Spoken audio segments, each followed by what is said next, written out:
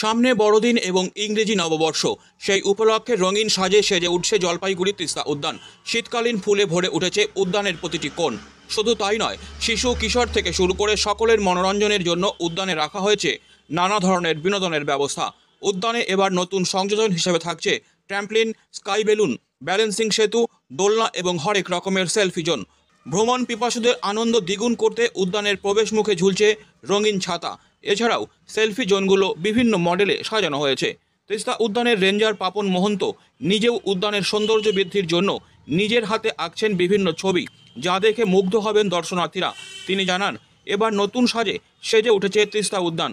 আশা করছি যারা এখানে আসবেন তারা আনন্দ উপভোগ করবেন। ইতিমধ্যেই যারা উদ্যানে এসেছেন তারা চুটিয়ে উপভোগ করছেন। বড়দিন ও নববর্ষের উৎসবে ভ্রমণ পিপাসুদের জন্য এমন বিনোদনের ব্যবস্থা নিঃসন্দেহে উদ্যানের আকর্ষণ আরও বাড়াবে। দেখলাম এইটা, দেখলাম তারপরে ওইটা। এই যে তুমি একটু আগে দেখলাম ব্যালেন্সিং সেতুতে উঠলে, কেমন লাগলো তোমার? ভালো। তুমি ব্যালেন্স করতে পেরেছো? হ্যাঁ। কি না উদ্যান, তো আমরা চেষ্টা করেছি যে পার্কটাকে যথাসম্ভব একটা নিজের জায়গায় ফিরে আনার, যাতে লোক পার্কমুখী হয়, লোক পার্কে আসলে একটু আনন্দ পায়। কিছু কিছু আমি ভিজিটারদের কাছে একটা আগে কমপ্লেন পেতাম যে পার্কে 20 টাকাতে ভিড় দিয়ে দেখার মতন কিছুই নেই, পার্কে আনন্দ পাচ্ছি না। তো সেই জায়গাটাকে আমি সব স্টাফ নিয়ে ঝাঁপিয়ে পড়েছি। আমরা যতক্ষণই পারবো পার্কটাকে একটা নতুন রূপ দেওয়ার চেষ্টা করছি। আর মানুষও এখন অনেক হ্যাপি, অনেক আনন্দ পাচ্ছে এখানে এসে।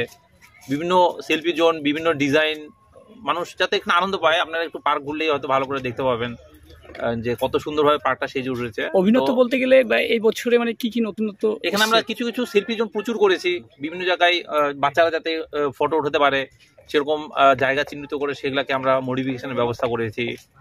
তারপর আপনারা দেখলে প্রচুর পাখির বাসা লাগানো আছে, বাচ্চারা আসলে যাতে বুঝতে পারে যে পাখির বাসাগুলো হারিয়ে যাচ্ছে আস্তে আস্তে, এবং এই পাখির বাসায় এখানে চড়ুই পাখি, বাবুই পাখি থাকে। তো সেটা তাদের কাছে একটা শিক্ষণীয় বিষয়ও একটা ইয়ে আছে।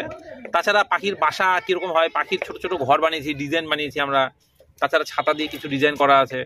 মানুষ অনেক হাসি মুখে এখন পার্ক থেকে ফিরছে, যারা আসছে তাদের এখান থেকে আমরা খবর পাচ্ছি যে অনেক হ্যাপি, অনেক আনন্দ পাচ্ছে পার্কে ঘুরে তারা এখন।